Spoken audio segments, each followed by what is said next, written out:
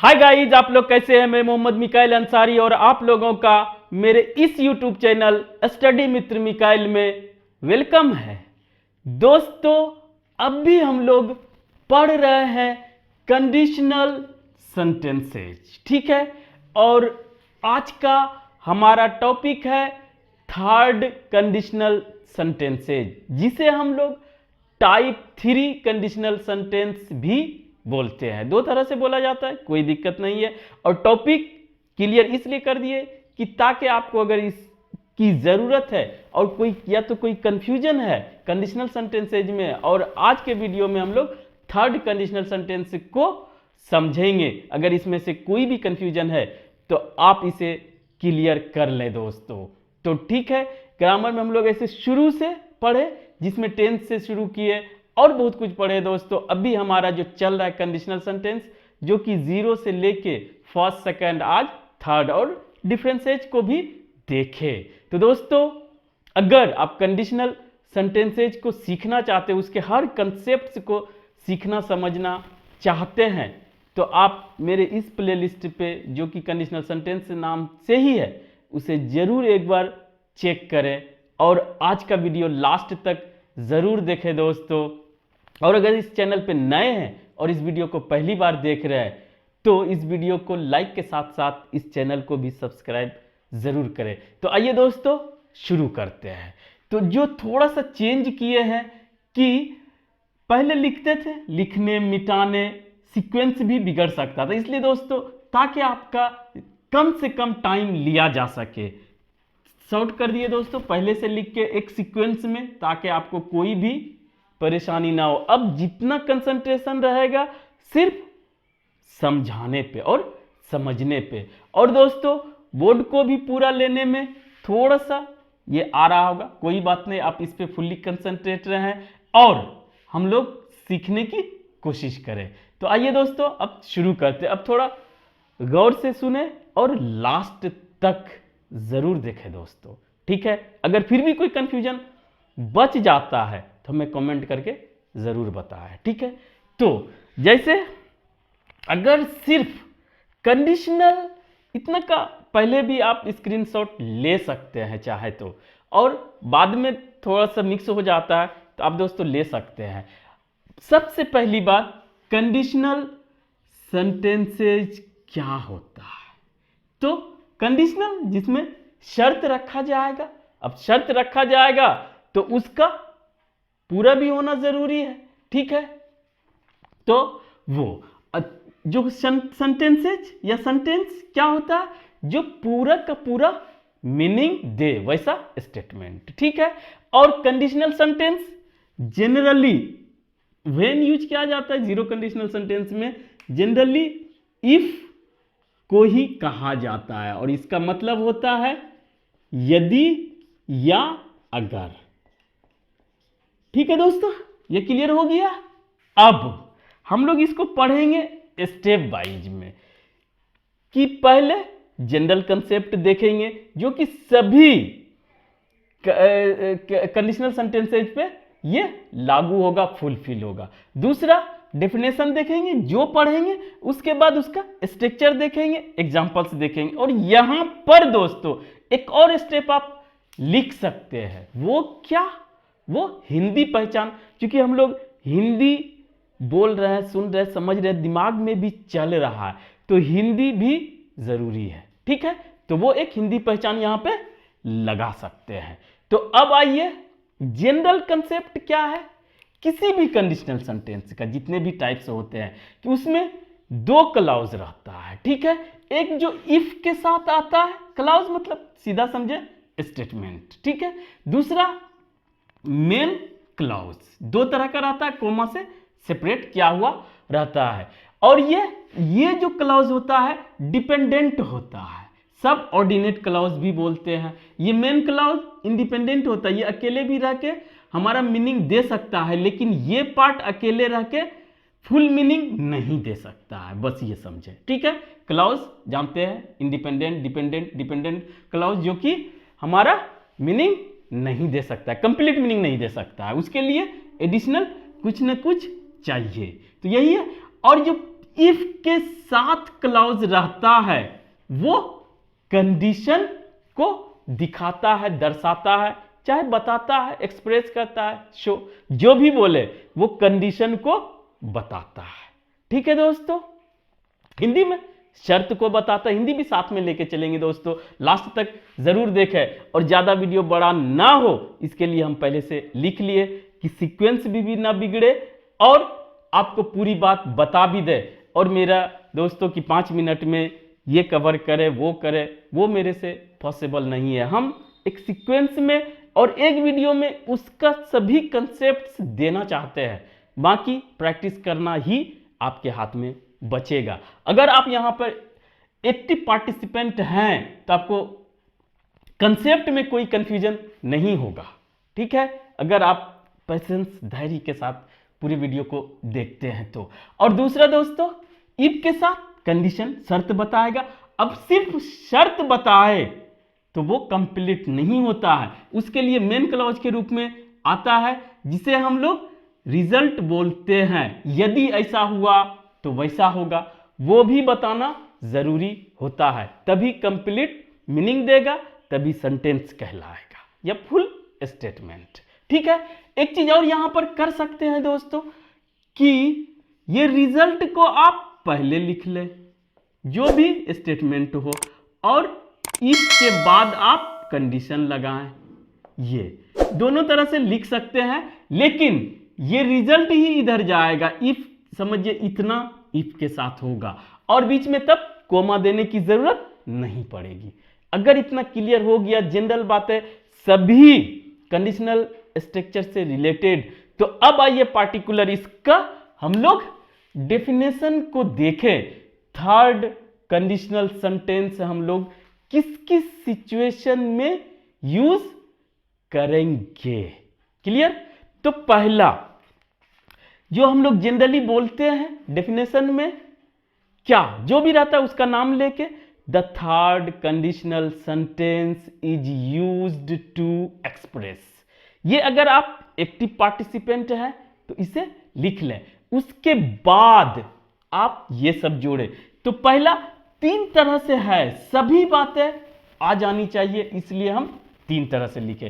कोई एक भी देगा, सबको एक्सप्लेन कर सकता है, वो आपके ऊपर है, लेकिन हम सबको आपके सामने एक्सप्लेन कर देंगे अलग अलग, ताकि आपको कोई भी वर्ड या टर्म मिले तो आपको कंफ्यूजन नहीं होकर ये तो मैंने पढ़ा ही नहीं था, ये मेरे दिमाग में गया ही नहीं था। तो दोस्तों इसलिए अगर उतना आप समझ गए, the third conditional sentence is used to express क्या, अनफुलफिल्ड और rejected situations in the past. ठीक है, तो अब क्या हुआ कि यह व्यक्त किया जाता है दिखाने के लिए।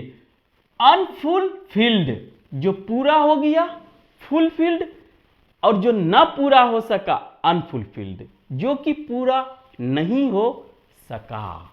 कब नहीं होगा?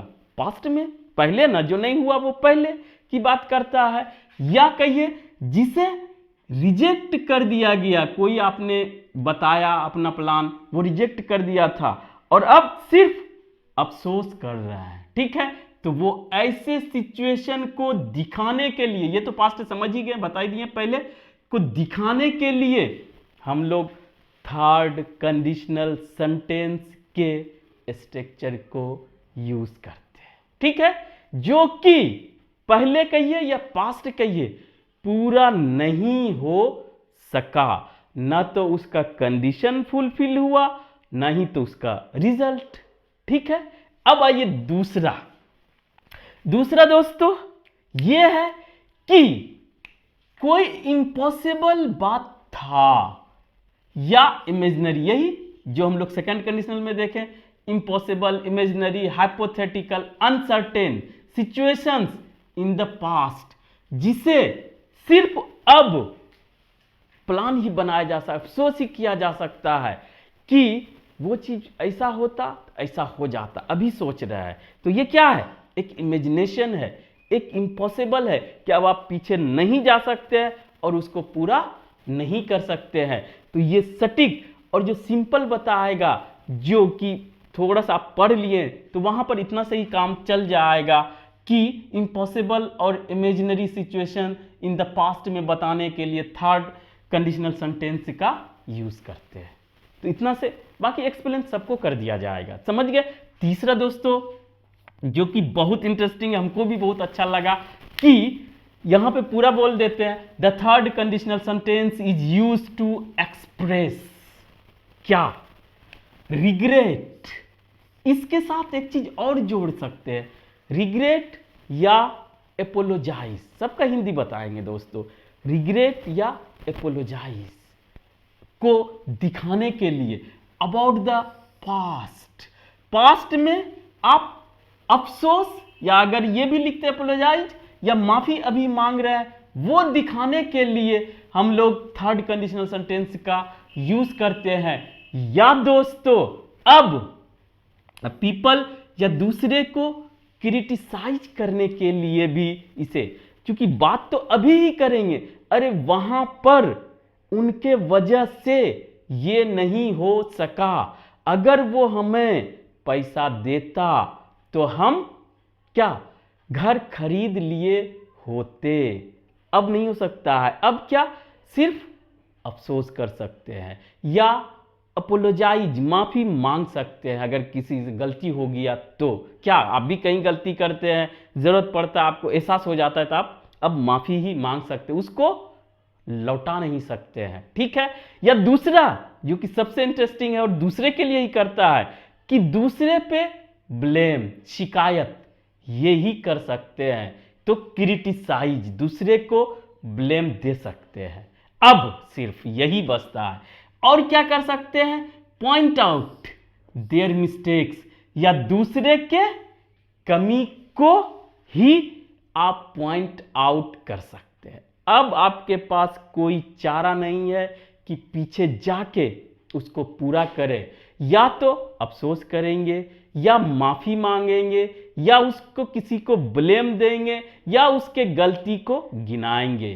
तो ये सब अगर रहे तो आप थर्ड कंडीशनल सेंटेंस के स्ट्रक्चर को यूज करेंगे। अगर आप दोस्तों यहां तक टिके हुए हैं और आपको डेफिनेशन समझ में आया और हमसे कनेक्ट कर पाए, तो अब आपको इसमें कोई कंफ्यूजन नहीं बचेगा। अब स्ट्रक्चर, अगर स्ट्रक्चर में थोड़ा सा है कि आप इसको टेंस के बाद ही पढ़ेंगे, ठीक है दोस्तों। अब स्ट्रक्चर सिंपल है, इफ तो रहेगा और कंडीशन जो बताएगा वो हमारा पास्ट परफेक्ट टेंस रहेगा, ठीक है। ये याद रखिए, ऐसा मत समझिए शॉर्ट में लिखे पास्ट परफेक्ट टेंस हम बोल रहे हैं दोस्तों, तो पास्ट परफेक्ट टेंस से थर्ड कंडीशनल सेंटेंस के कंडीशन को दिखाया जाता है, ठीक है, इतना समझ लें। अब इसके रिजल्ट को दिखाने के लिए सब्जेक्ट तो सब में रहेगा, वुड क्या हमारा मॉडल है, और वुड के बाद पास्ट जो पूरा नहीं हो सका कोई भी मॉडल, वो अपने बाद हैव लेता है, हैड या हैज नहीं लेता है। और हैज, हैव सिर्फ हैव के बाद हमारा V3 लेता है, और अदर वर्ड्स ऑब्जेक्ट या अदर वर्ड्स रह भी सकता है, नहीं भी रह सकता है। तो दोस्तों लास्ट तक जरूर देखें, ये रिक्वेस्ट बार बार करते हैं कि लगने लगता है कि यार वीडियो बड़ा हो रहा नहीं देखेगा, इसलिए नहीं तो इसमें अगर आधा घंटा बोला जाए तो आपको दोबारा किसी वीडियो को देखने की कंसेप्ट के लिए जरूरत नहीं पड़ेगी, बस साथ ही साथ आप जितना प्रैक्टिस कर लेंगे वो आपका अपना हो जाएगा। और दोस्तों वुड के जगह पे कुड भी यूज किया जा सकता है, माइट भी यूज किया जा सकता है, शुड भी अगर जरूरत पड़ा तो शुड भी यूज कर सकते हैं, ठीक है। अब आइए कि थोड़ा सा इसको और एक्सप्लेन कर दिए कि पास्ट परफेक्ट टेंस क्या होता है। If subject had plus V3 plus object या अदर वर्ड्स, फिर कोमा हमारा रहेगा। तो इस तरह से दोस्तों हम लोगों ने यहां तक में क्या देखा, जनरल कंसेप्ट सभी के लिए, डेफिनेशन थर्ड का, स्ट्रक्चर भी थर्ड का। यहां पर हिंदी पहचान नहीं लिखे कि यहां पर आ गया, ये एक ही तरह का होगा दोस्तों। अगर के बाद होगा ता ते ती और लास्ट में भी ता ते ती, यानी कि पास्ट के किसी भी एक्शन हो, पोजीशन हो या स्टेट ऑफ बीइंग हो बताने के लिए हम लोग जो यूज करते हैं इसी स्ट्रक्चर का करेंगे। और दोस्तों बाद में वुड हैव प्लस V3। अब एक चीज और जो आप मॉडल में ये बताना जरूरी था, मॉडल में आप पढ़े होंगे या पढ़ते होंगे 10 स्ट्रक्चर्स ऑफ या 11 या 12 स्ट्रक्चर्स ऑफ शुड या सभी स्ट्रक्चर्स ऑफ शुड। तो दोस्तों जो भी मॉडल्स है उसका सिर्फ और सिर्फ 2 ही स्ट्रक्चर होता है। अब इतना कैसे होता है? तो 2 स्ट्रक्चर, अगर आप सपोज कीजिए दोस्तों आप गाड़ी चलाने सीख रहे हैं, वहां पे कहेगा ये एक्सीलेटर है, ये ब्रेक है, ये क्लच है, ये स्टीयरिंग है, ये बैक लाइट है, ये लाइट है, जो भी आपको बताया जाएगा ऐसे देखना है, इधर देखना, आगे देखना है, पीछे देखना है, साइड आपको हॉर्न ये करना है, लाइट देना है, तो वहां पर आपको लगेगा करे इतना सारी बातें हैं। लेकिन दोस्तों जब आप सीख जाएंगे तो आपको अपने तरीके से जैसे चाहे आप घुमा सकते हैं। तो ये कंसेप्ट 2 ही स्ट्रक्चर का है। पहला जो कि प्रेजेंट और फ्यूचर की बात करता है मॉडल, और दूसरा जो कि पास्ट की बात करता है जिसमें पूरा नहीं हो सका। अब उसमें इतना कैसे होता है वो भी पूरा कर ही ले दोस्तों। वो कैसे होता है कि कोई भी स्ट्रक्चर एक्शन बता सकता है, पोजीशन बता सकता है, स्टेट ऑफ बीइंग बता सकता है।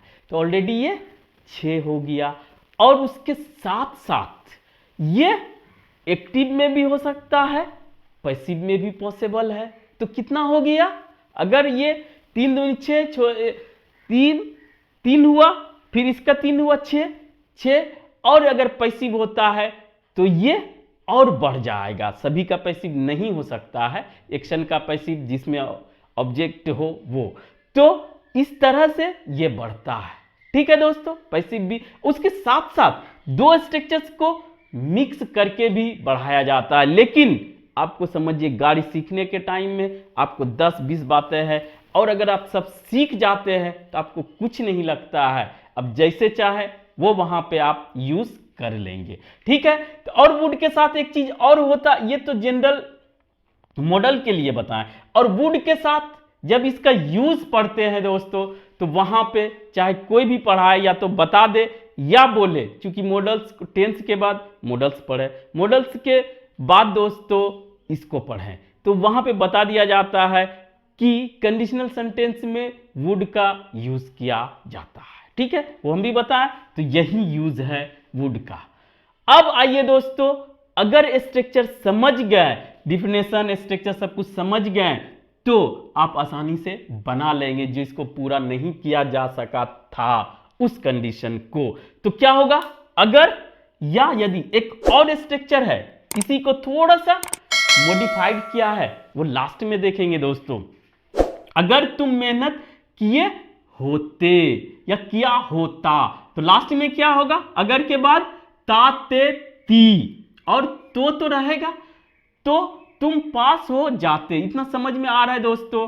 ताते थी तो लगेगा प्रेजेंट इंडेफिनिट टेंस, नहीं, ये पास्ट का पूरा से पता चल जा रहा है कि अब अफसोस ही कर रहे हैं। अगर तुम मेहनत किए होते तो तुम पास हो जाते, बहुत कड़ी मेहनत किए होते तो फर्स्ट डिवीजन हो जाते। कुछ भी आप जोड़ सकते हैं, इसको अच्छा से देखें, सब आपका क्लियर हो जाएगा।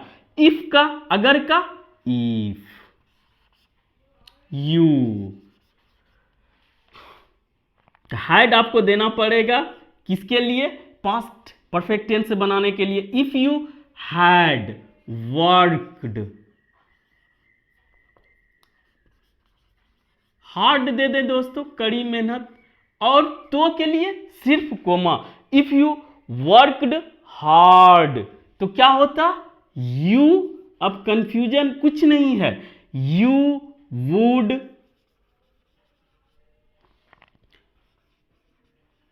Have passed. Fast with fast vision फिर 95% मार्क्स जो भी लिखना है लिखे। तो ये स्ट्रक्चर हुआ। अब आइए इसी में थोड़ा सा और ट्विस्ट करके देखें, वही कि चलाने के टाइम में 10-20 लगेगा, बाद में आप अपने से 20 कर लेंगे, कुछ नहीं दिक्कत होगा। जैसे इसको यही रहने देते हैं, if you had worked hard, तो आज आप क्या रहते, आप तो तुम इंजीनियर हो जाते, ठीक है, या एक आपके पास जॉब होता।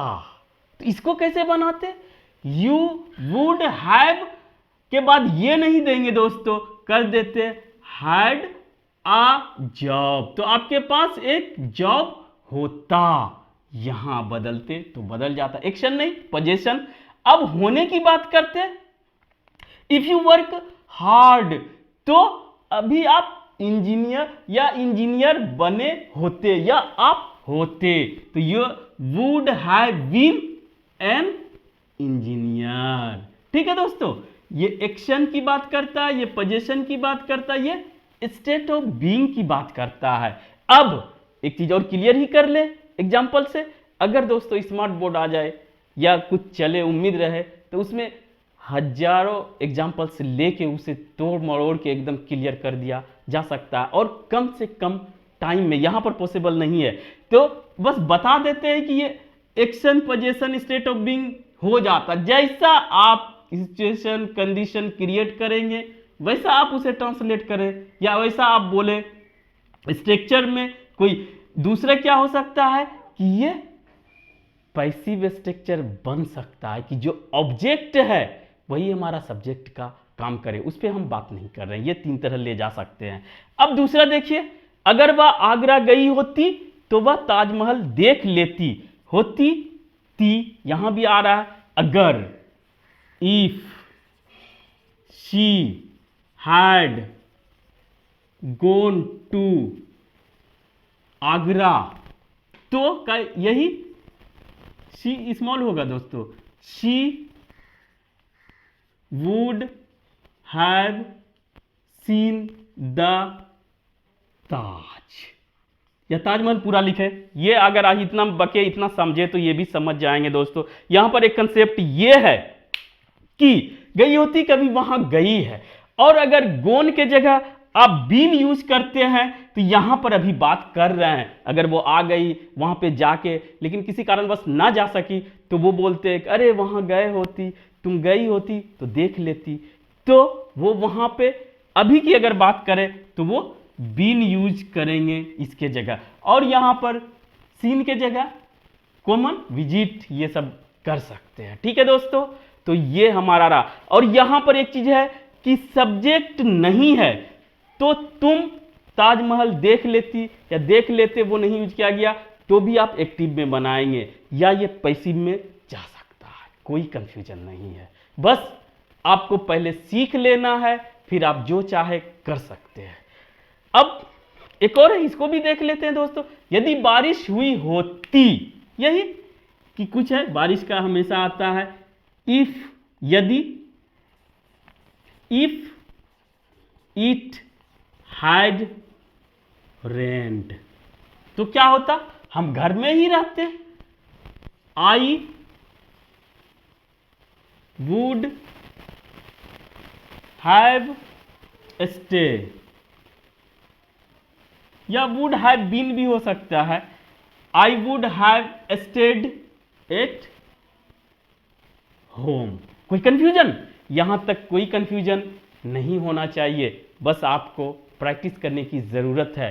अब आइए दोस्तों, जो एक स्ट्रक्चर होता है वो ये होता है, जगह नहीं है, लेकिन यहां पर देखेंगे कि अगर इन्वर्जन रूल लगा देता है, थोड़ा सा मॉडिफाइड कर दिया जाता है, उसमें क्या करता है, इस पार्ट को इफ के जगह सिर्फ हैड को निकाल दिया जाता है, subject plus V3 plus object या अदर वर्ड्स, तो वो क्या हो गया, थोड़ा सा मॉडिफाइड। और ऐसा क्यों किया जाता है मॉडिफाइड, पहले भी पढ़े होंगे दोस्तों, जो भी इन्वर्जन रूल लगता है वो ज्यादा एम्फेसाइज करने के लिए, हम अपनी बात को जोरदार बनाने के लिए, अगर इसी को बोलना रहेगा यही और जोरदार तरीके से, तो इसको हम लोग क्या करेंगे, और वो स्ट्रक्चर पॉजिटिव ही या निगेटिव होता है, इंट्रोगेटिव नहीं होता है। ये आप जानते होंगे कि हेल्पिंग वर्ब निकल जाता है सब्जेक्ट से पहले, तो ये क्या हो जाता है हमारा क्वेश्चन या इंट्रोगेटिव सेंटेंस। लेकिन यहां पर इन्वर्जन में इंट्रोगेटिव सेंटेंस नहीं होता है।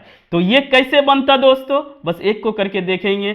ये हो जाता यहां पर से, इफ भी हट जाता दोस्तों, had you, would hard, had you worked hard, had निकाल देते, ये बन जाता। तो यही इतना कंसेप्ट था।